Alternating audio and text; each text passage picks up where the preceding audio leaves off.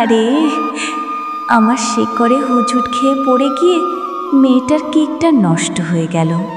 আমার শেকড়গুলো না হয়েছে বাপু, একদম কথা শুনে না, চারদিকে ছড়িয়ে ছিটিয়ে থাকে সব।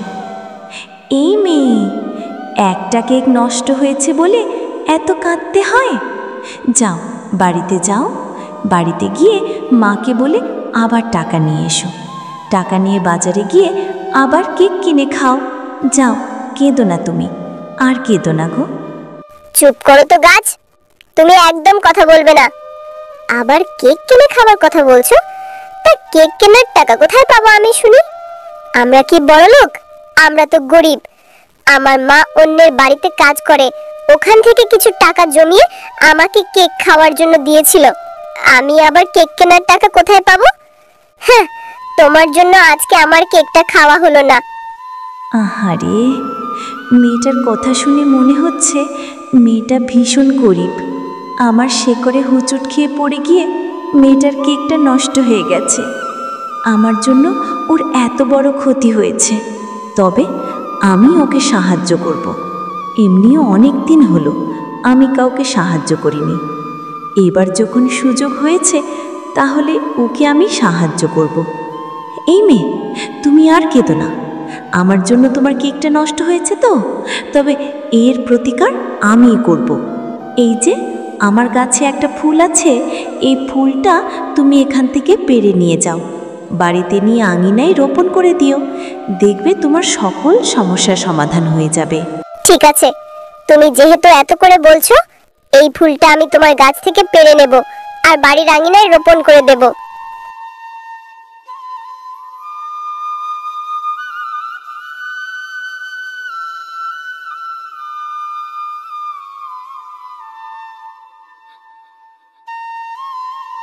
কি রে টয়া, এভাবে বাড়ির আঙিনায় মাটি করছিস কেন?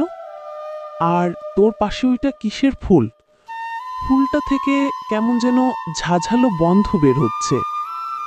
কোথা থেকে আনলি রে এই ফুল? ও মা, তোমাকে তো আমি ফুলটার কথা বলতে ভুলেই গেছি। কি বললি টয়া? এই ফুলটা থেকে নাকি গাছ হবে, আবার সেই গাছে নাকি কেকও ধরবে? তোর মাথাটা একদম নষ্ট হয়ে গিয়েছে। এই সব আজব কথা বাদ দিয়ে ঘরে যা, ঘরে গিয়ে পড়তে বস। আমি এখন পুকুর থেকে পানি আনতে যাচ্ছি।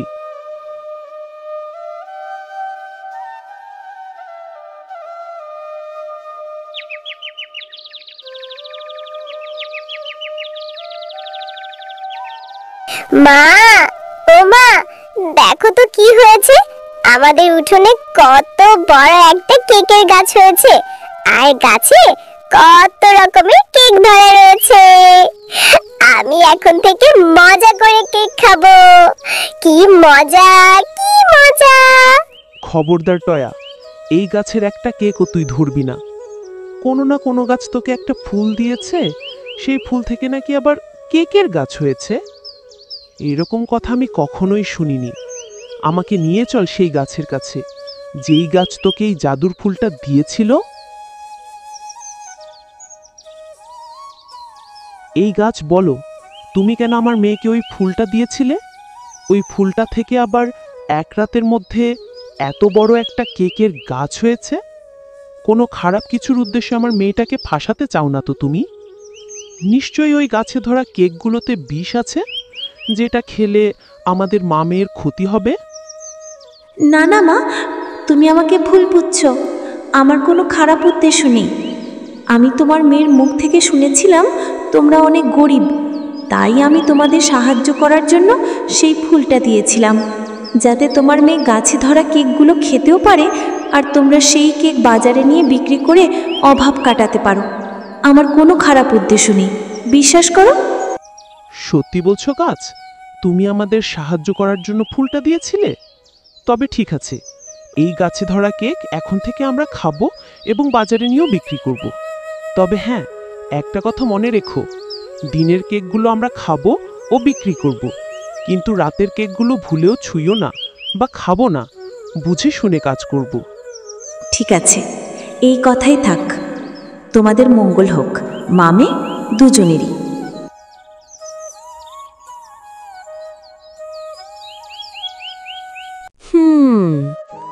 আমি ঠিক জানতাম ওই গাছ আবার কাউকে না কাউকে সাহায্য করবে। একদিন আমি ওই গাছের অনেক ফল খেয়ে গাছটাকে নষ্ট করেছিলাম, তাই গাছটা আমাকে অনেক অপমান করে সেখান থেকে তাড়িয়ে দিয়েছিল। সেই দিনই আমি বনদেবী হয়েছিলাম।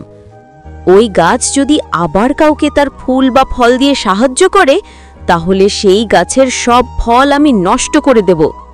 এই তো সেই কেকের গাছ। এখনই আমি এই গাছের সব কেক। আমি ঠিক জানতাম আমার সাহায্য করা জিনিস তুই নষ্ট করার চেষ্টা করবি, তাই আমি কায়দা করে রাতের কেকগুলোকে বিষাক্ত করে দিয়েছিলাম, যাতে তুই খেলে তোর শিক্ষা হয়। এবার ঠিকই শিক্ষা হয়েছে তোর, বনদেবী। হ্যালো বন্ধুরা, গল্পটি যদি ভালো লেগে থাকে চ্যানেলটিকে সাবস্ক্রাইব করে দাও এবং পাশে থাকা বেল আইকনটিতে প্রেস করে দেও। আর প্রতি সপ্তাহে নতুন নতুন ভিডিও দেখার জন্য আমাদের পাশেই থেকো। ধন্যবাদ।